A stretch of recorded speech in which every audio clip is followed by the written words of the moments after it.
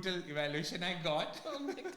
which was by Toastmasters Aviv. Oh my God. I still feel guilty for that.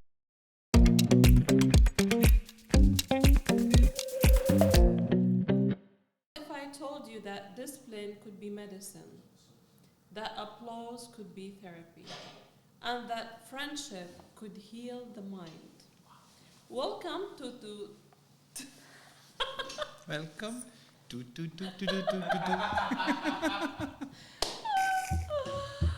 welcome to today's session, a journey into fire, extremes, and transformation. My guest Zishan doesn't live in the middle ground. He lives on the edge, hyper, sensitive, always operating at full speed. But here's the twist. In the chaos of extremes, he found balance, not through silence, not through isolation, but through people, through connection, and through Toastmasters.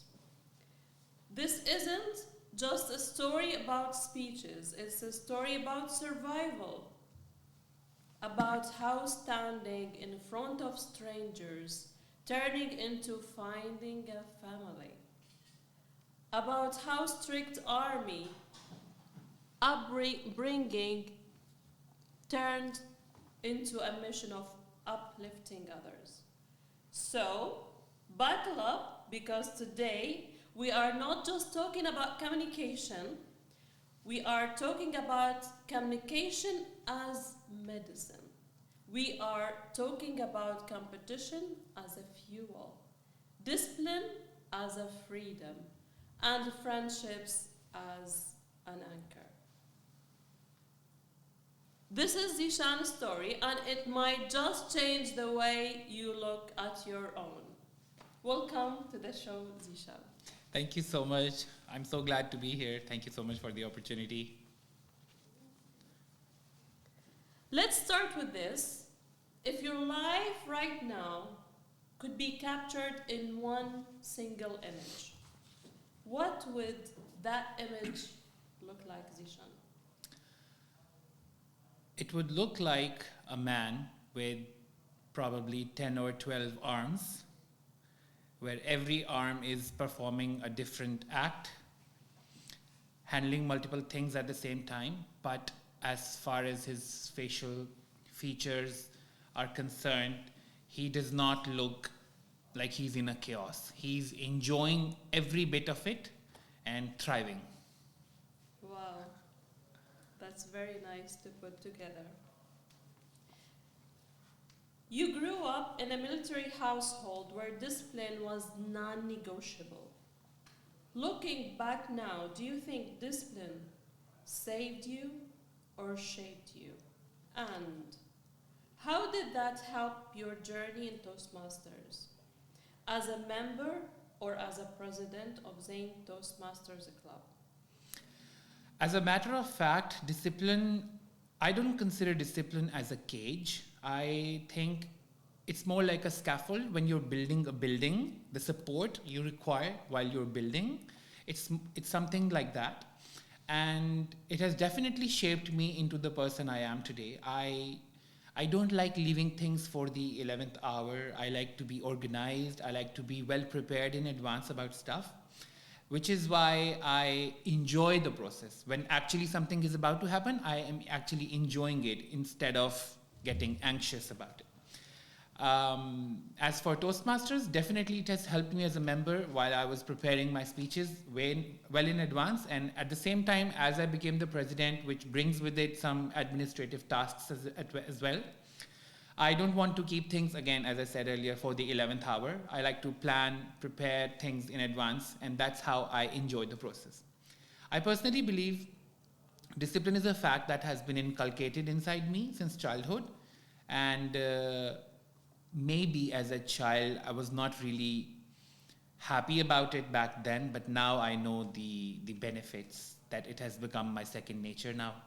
And as someone said, when we continuously do something, on a day-to-day basis, then excellence becomes a habit. Exactly. So that's what I enjoy on a day-to-day basis.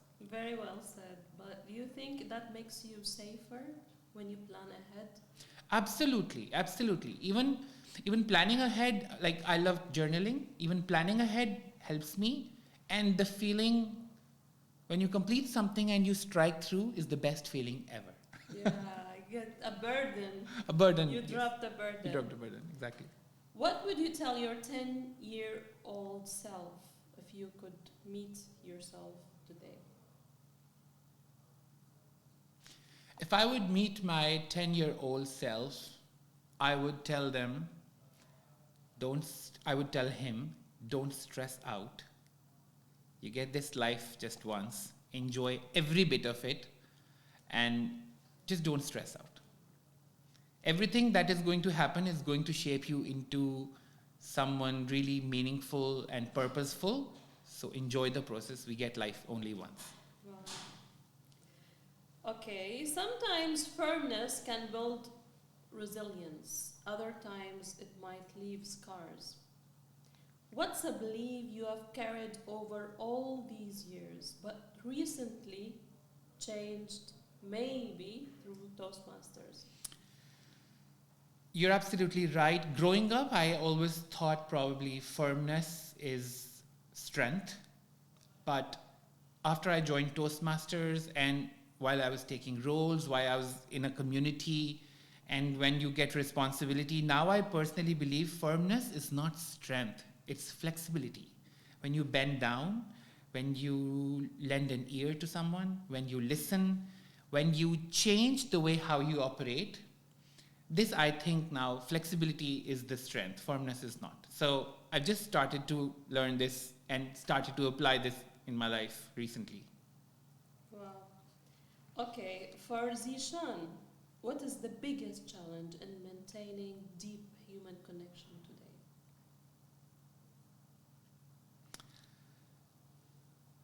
I think in order to build deeper connections, you have to be a good listener. You have to be available for someone. Whether it's related to Toastmasters or just life in general, I think life these days has become extremely busy for everybody.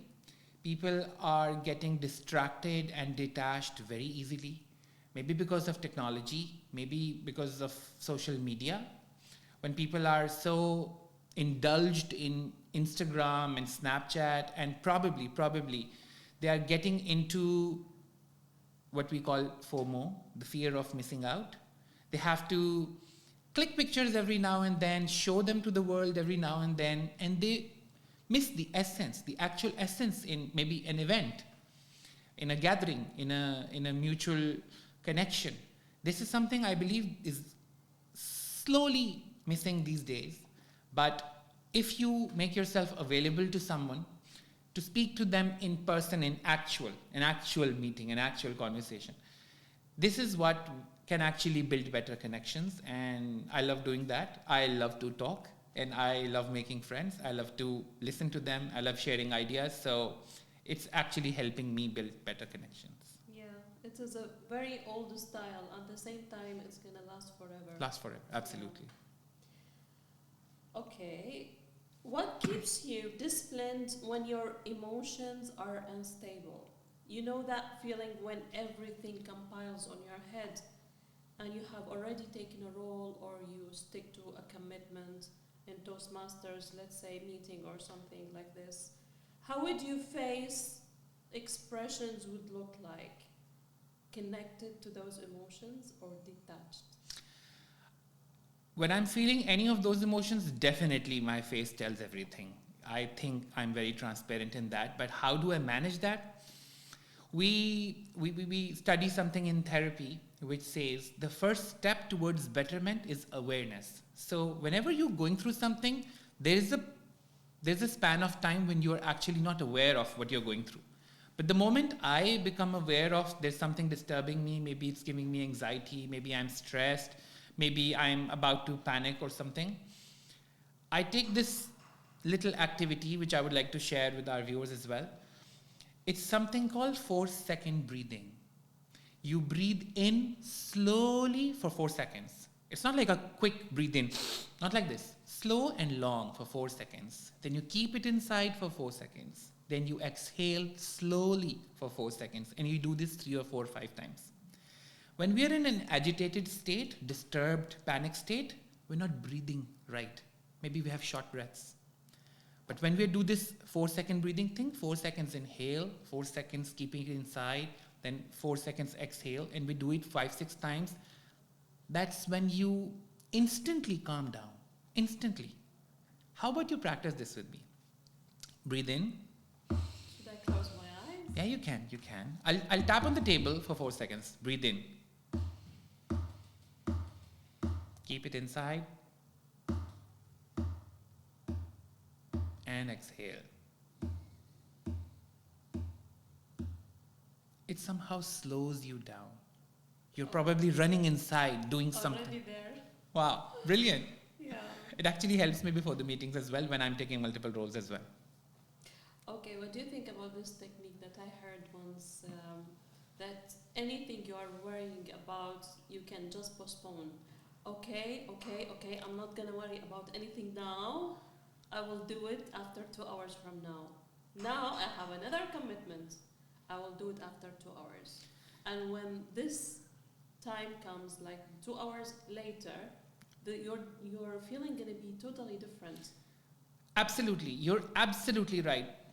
There was an old school of thought that said, never escape from a feeling or an emotion. Even if it's disturbing, never escape. Because what people used to do, people used to find a coping mechanism that is going to serve them instantly only then, but not solving the problem.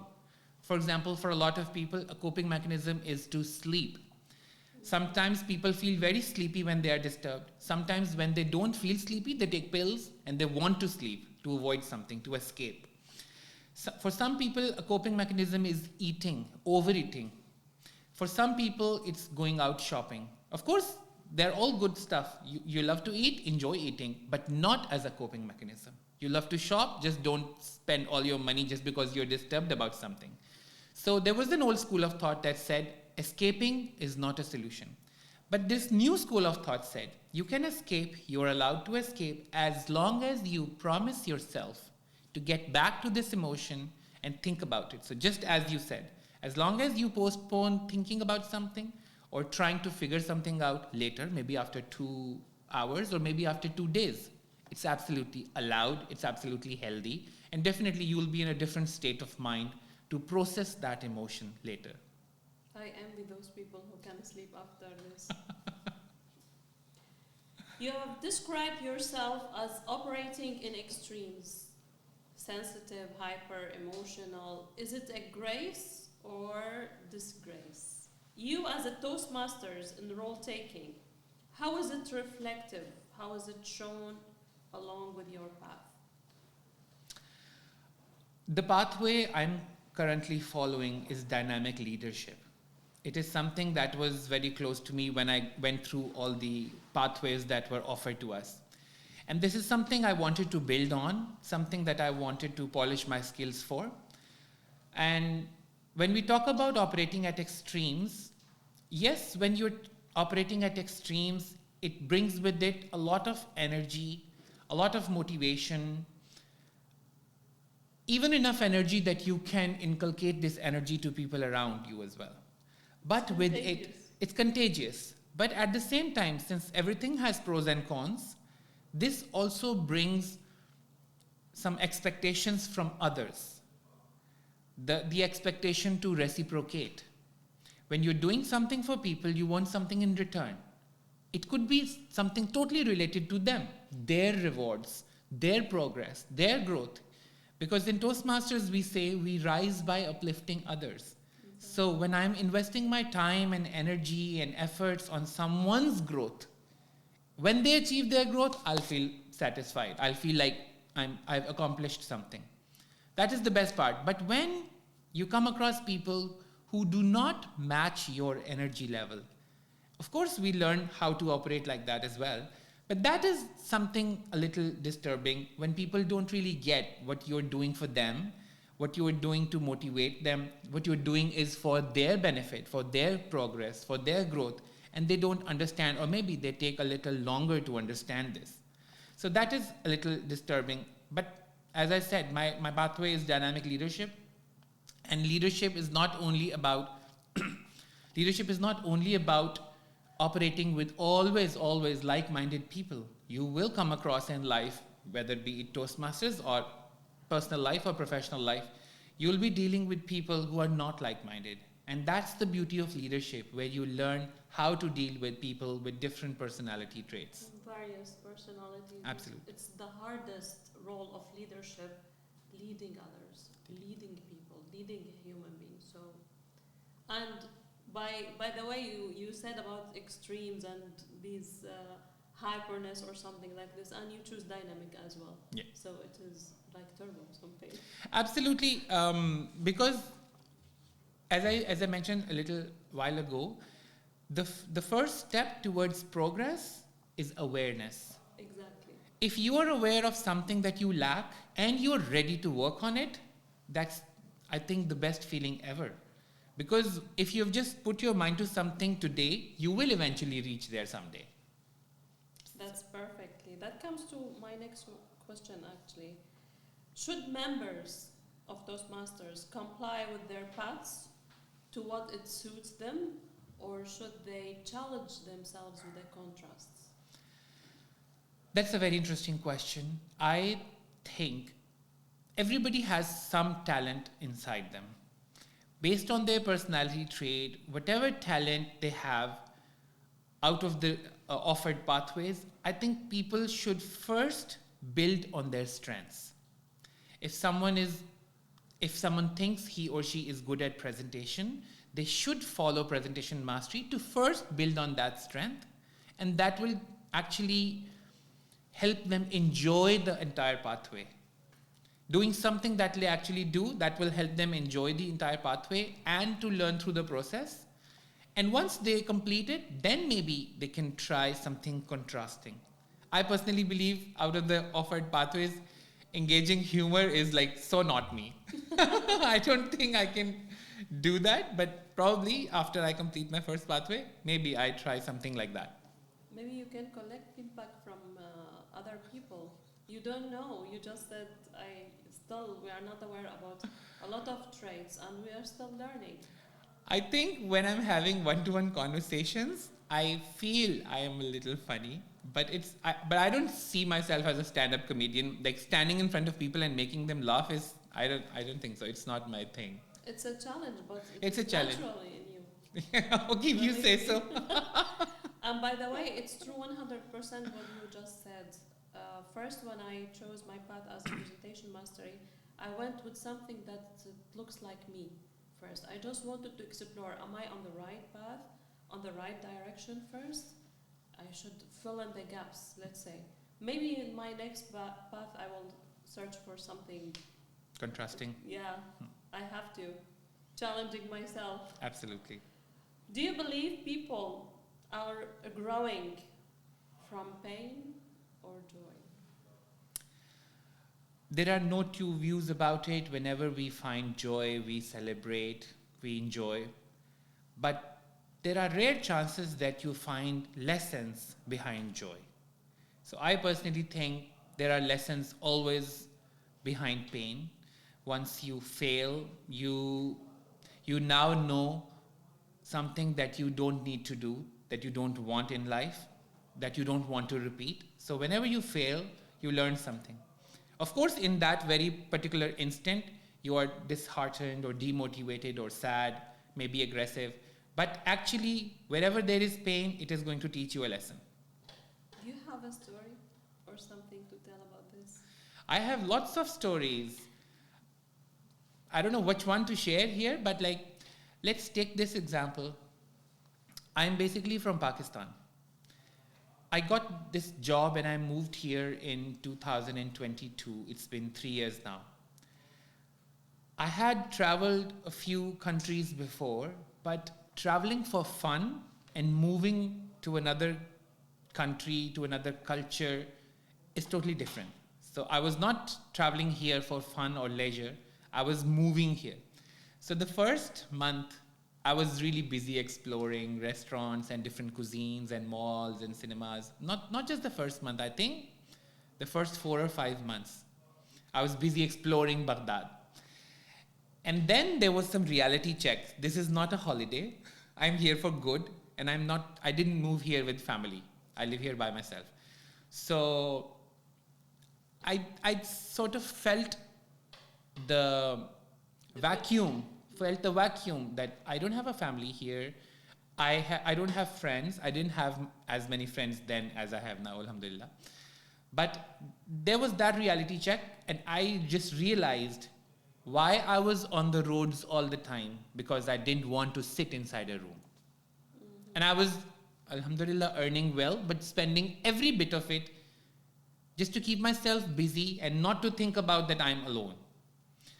So it was a hard time, I would say, and it was nobody's fault. I don't blame anyone. It had to happen this way because things like this also shape you to be the person you are today. But it was really challenging. I think it was 2 or 3 months that I was like, what has happened in now? a dynamic. So I was disturbed back then, but now later I understood that this is also a part of life, and we should learn something from it to make this part even fun. So we have to find like-minded people or to engage into activities like Toastmasters.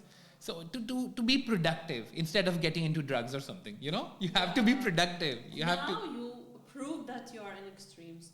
Either Toastmasters or drugs. Okay, let's say it is 95% out of from pain. What about joy? Joy, of course. Who doesn't like joy? Who doesn't like to celebrate stuff? I just personally believe you don't really get a lot of lessons once you are constantly feeling joy. Once you are constantly tasting success, maybe there's a lot you're losing on in terms of lessons. I personally think isn't it motivating at some point, or you think it is just I got finished with something and I'm happy about it and that's it? I just personally believe, this is just my point of view, a person who has never failed, it would be hard for a person like that to motivate others with lessons. If such a person goes for a TED Talk, I don't think he'll have enough to share. Yeah, our failures shape us to be the person we are, make us more resilient, and we have a long list of what not to do in order to progress. So I personally, this is just my point of view, that the failures give us more lessons.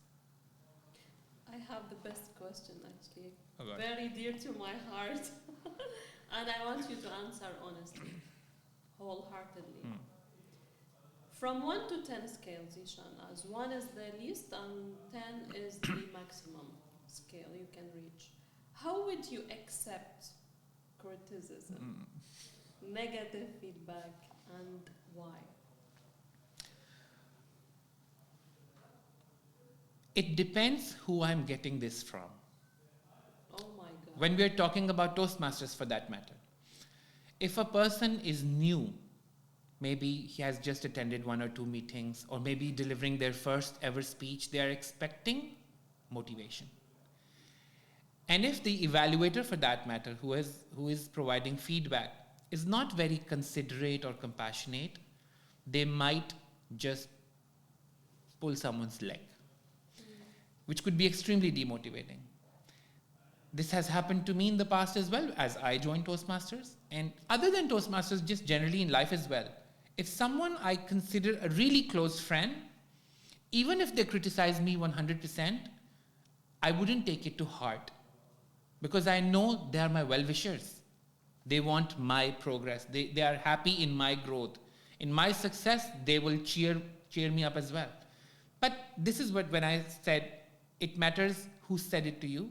If it's a friend, you will take everything wholeheartedly. Same goes for me. If a friend is criticizing me or mentioning my faults or loopholes, I genuinely take that, and I actually want to work on that and probably ask them for feedback later as well. But I don't like to be criticized by every Tom, Dick and Harry.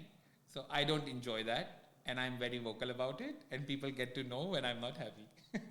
So people should be aware of that. People should be aware of that. But what I understand from you is that you're looking at the intentions of people, whether I really intend to criticize you or pull you back, or the way I really want you to evolve from my recommendations, and the way I say it, it matters. When you said I'm looking at the intentions, one of my trainings is in neuro-linguistic programming. If I would explain, neuro is related to neurons, linguistic is what we say, Exactly. and programming is how we program them both. This is a part of this is a way of therapy. So in neuro-linguistic programming, once we're done through this, we pay very close attention to the linguistics. When you said, I'm now looking at the intention, I would say I would be judging someone if I judge their intention. So even someone who's not a friend, I cannot just say that I'm judging that their intention might be wrong. I cannot just say for a fact, I don't know that. Mm-hmm. So intention would not be the right thing to say in this respect. It's just that if I don't really like you, I don't want any criticism from you. I don't want any feedback from you. That's a prejudging. No, I'm not judging their intention. Yeah, you're judging them as a whole. Yeah, it's just that if you're not a friend, stay away. Okay. Stay away. I don't need your feedback. So we have to be friends, so I can be frank with you. I'm very friendly. We can be friends very quickly, by the way. Yeah, I'm very friendly. Okay. Many people walk into Toastmasters with fear of public speaking. That's the famous goal of Toastmasters. You walked in searching something else. Connection. What was happening in your life at that time that made this connection is vital for you? It was one of the earlier times, as I mentioned, when I moved to Baghdad and I was looking for friends. And as the Toastmaster thing appeared in front of us,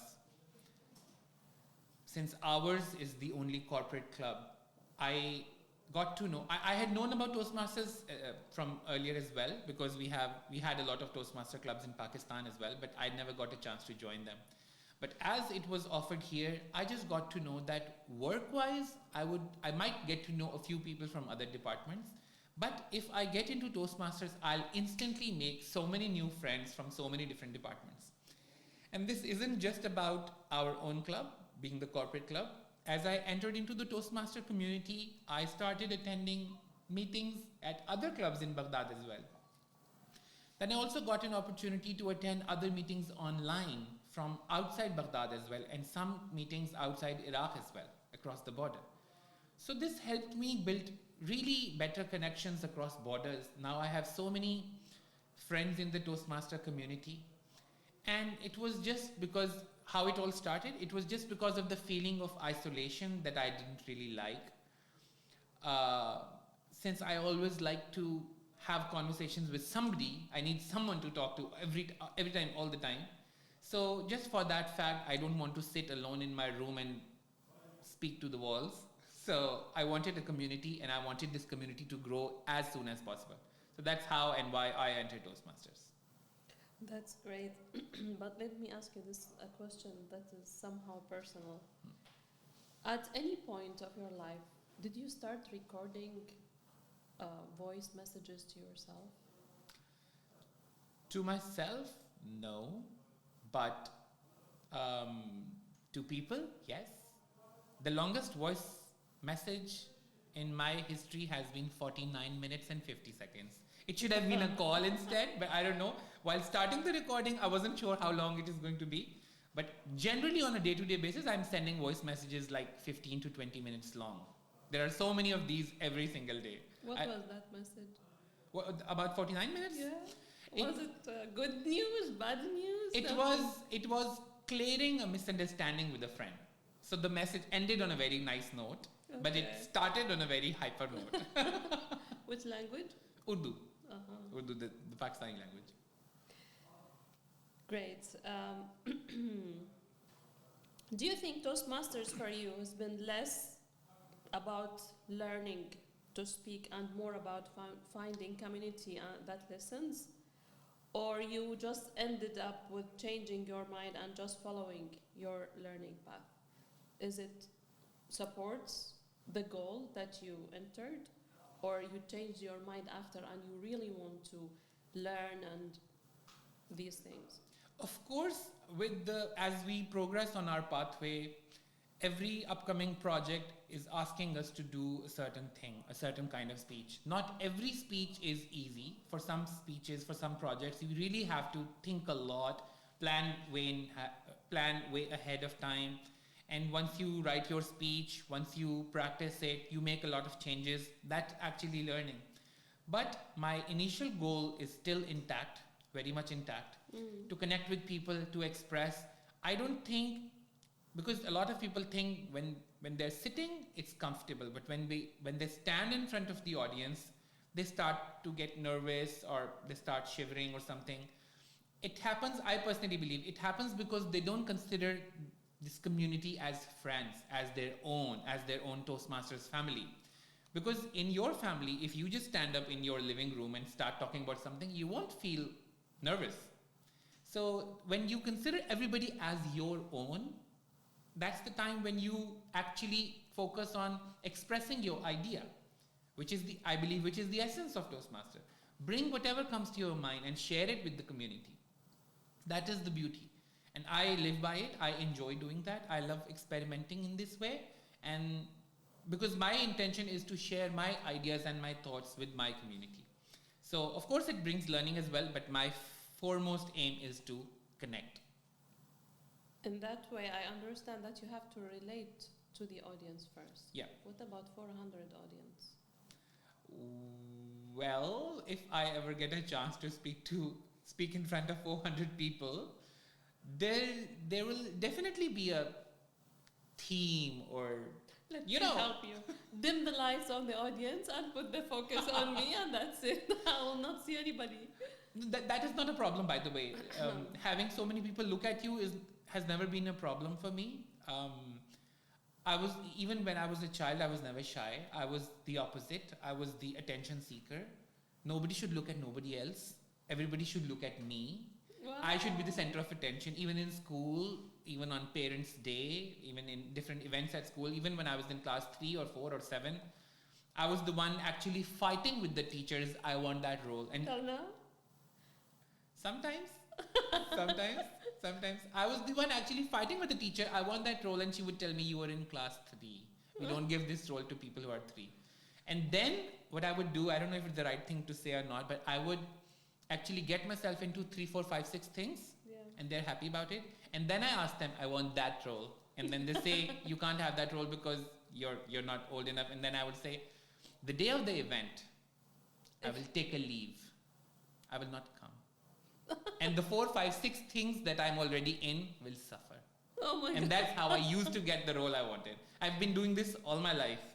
Oh Maybe very stubborn, or maybe very determined and focused. But what I want, I need, and I will get it. Wow. Okay, let's talk about history. Take me back to your first Toastmasters meeting. Yeah.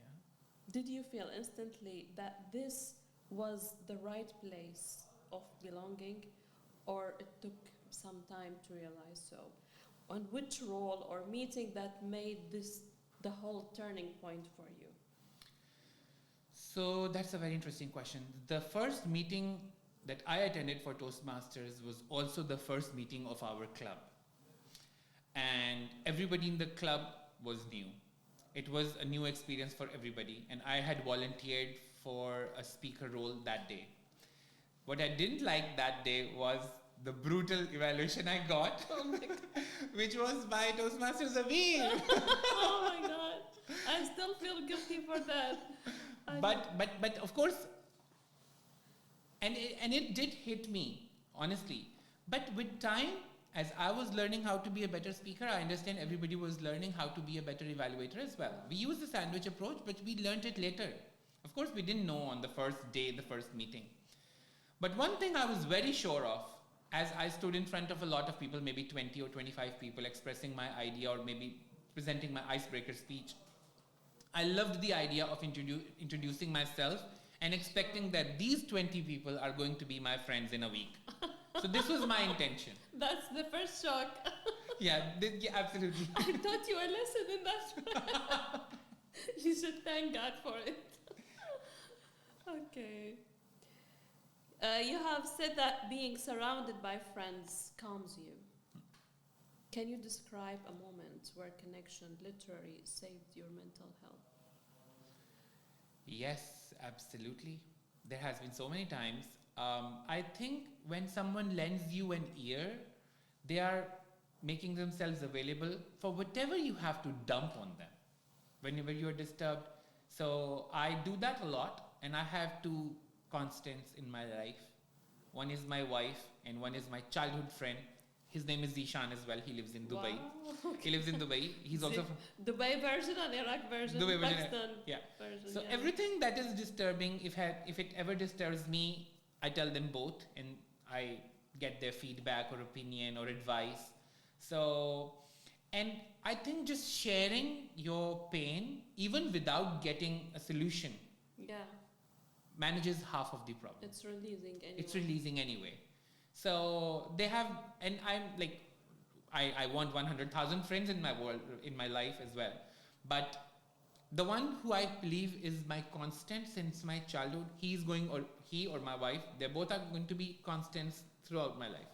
So when someone is always available, no matter what, no matter they are busy, it's morning or in the night, or even if they are at work, when someone prioritizes you, it solves half of your problem. So there have been so many instances like this, but Alhamdulillah, I'm lucky and blessed. And we are lucky and blessed to have you Thank you. in return. Do you feel Toastmasters in a way is a therapy in disguise, a place where standing up to speak is really standing up for yourself? I mean it. I can do it. I will stand for it.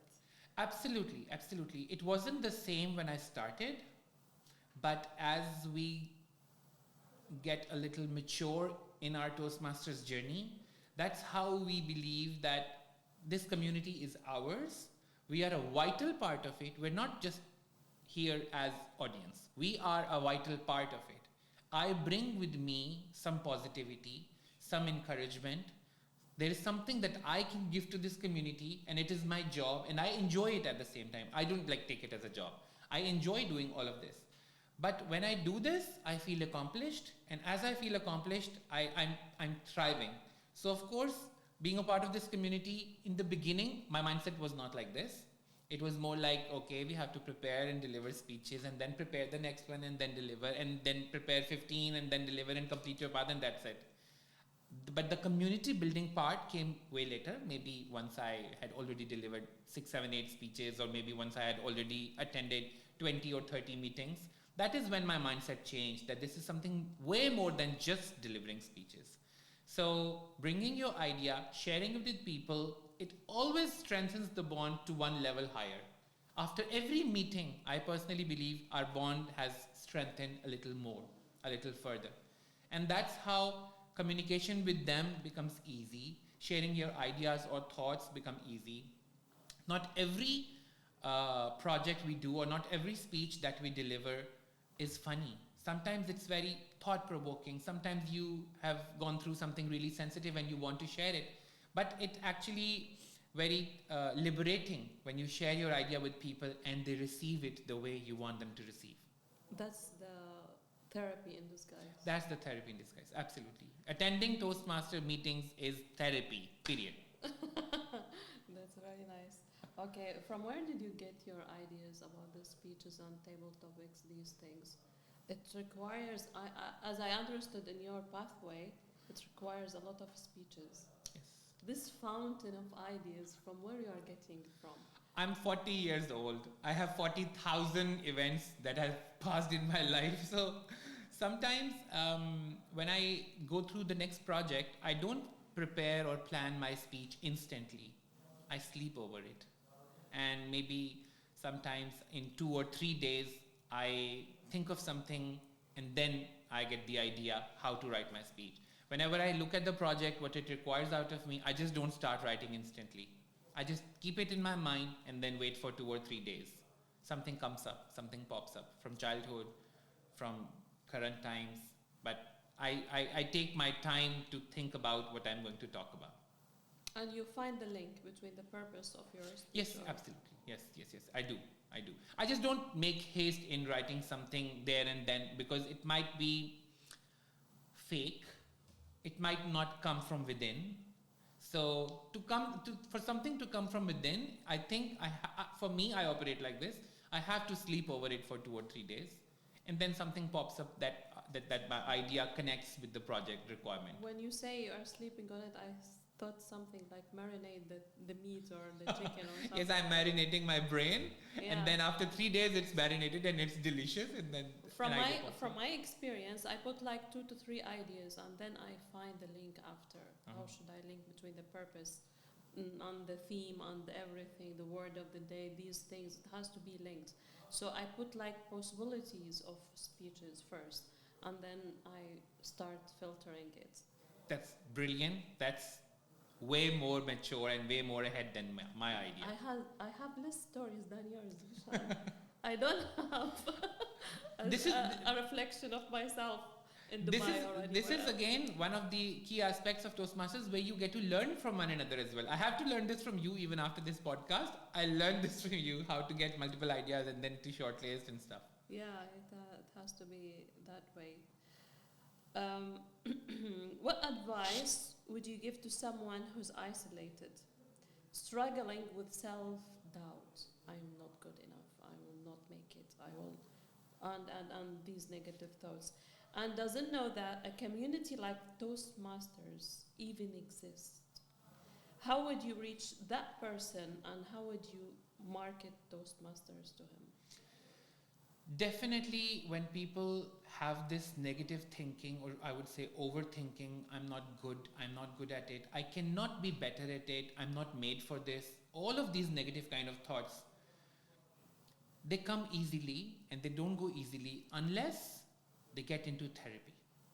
Either they take therapy sessions, or they get into therapeutic Toastmaster activity. For someone who has a fear, or maybe who's shy or introvert or judging themselves a lot, I personally think we can just invite them over to attend just as a guest. Don't say anything, don't speak a word, just see how encouraging this community is. Of course, in our community, whenever we plan our meetings, there is an award in the end, and nobody gets the award. Not everybody gets the award. But who's not getting an award is getting a lesson. What not to do next time. Mm-hmm. And even the lesson someone is teaching the other person is always motivating and encouraging. Nobody is like pulling someone's leg. Everybody is very kind.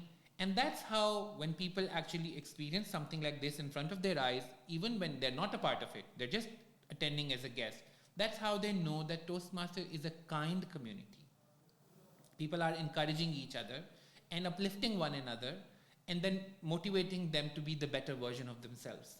Probably by attending 2 or 3 such meetings, a person like that will also know that this is the place to be, this is a place for me, and I have to register ASAP. Oh, that's right. Okay, I said something about marketing Toastmasters. How do they know about it? Well, from your opinion, or what is happening these days, or whatever. If I get a chance to meet such a person, since I talk a lot, I will only need 10 minutes. I will actually explain them what Toastmaster is, how it all started. It's more than 100 years now. People have been thriving all around the world with so many clubs, so many countries, so many members, and not so many people can be stupid.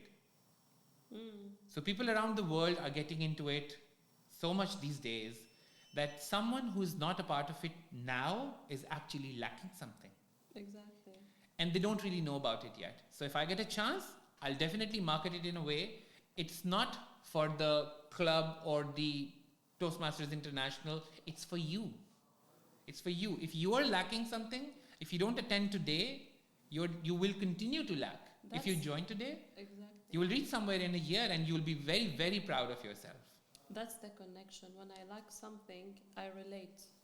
okay, when I see something in front of my eyes that's happening, I definitely will relate to it and I will stick to it because it completes me.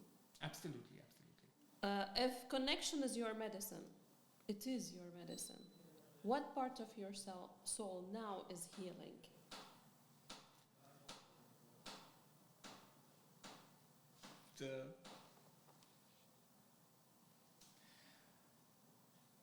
The feeling of being heard, the sense where people trust what I say, when people feel the emotion in my idea whenever I share, when people laugh when it's something exciting that I share, when people feel sad when I share something emotional, that is the part where I think these are my people. This is not just any group of people, this is my family. And they will not judge me. And they will believe me and they will trust me. And when I'm happy, they'll be excited. When I'm sad, they will be worried because they're my people. Mm. This part of me keeps me connected, keeps me grounded, and actually pushes me to find more of such people. Which is why I've now started attending. That's really resembled the first image you draw. Exactly. Having a lot of hands up. Okay, the utilization is maximum as your side. What kind of legacy or a memory do you want to leave behind for a Toastmaster member?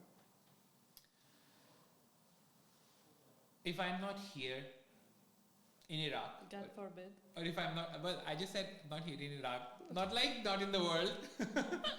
Okay, but of course we all have to go. Once I'm not here or once I'm not present, I want people to know or remember me as a giver. I want people to remember me as a server. I love to serve people. I love to help them achieve their goals. This actually feeds a part of me. Enabling someone to be a better version, enabling someone to win an award, enabling someone to achieve something, to complete their pathway, etc., anything.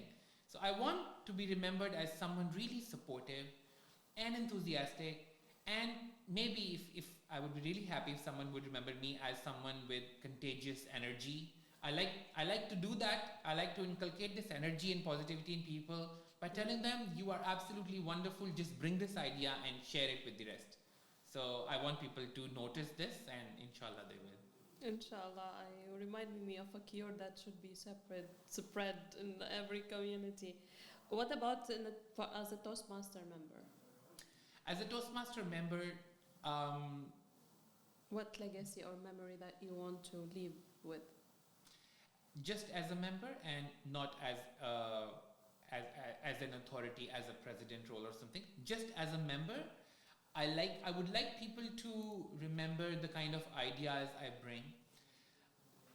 Actually, some people actually notice this, that I somehow plant a bit of therapy-related idea in each of my speeches. When I talk about a concept, when I talk about any intervention that people can actually practice themselves to make their everyday life easy. So, having some background in mental health therapy and certifications, I generally tend to plant a little seed in each of my speeches. Some of the people have actually noticed, some might notice in the coming days. I want them to remember that I wanted to benefit people with these seeds every now and then. Great answer. So Zishan's journey shows us that growth is never a solo climb. It is a shared adventure.